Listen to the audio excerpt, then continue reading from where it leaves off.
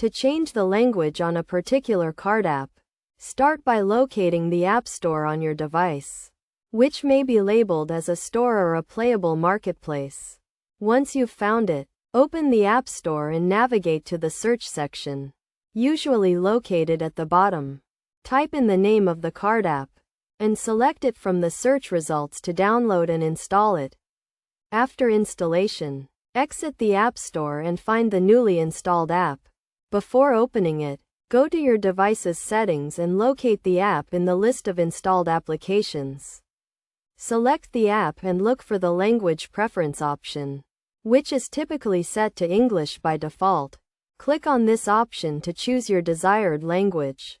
If you encounter any difficulties, you may need to contact the app's support team for assistance. By following these steps, you should be able to change the language on the card app.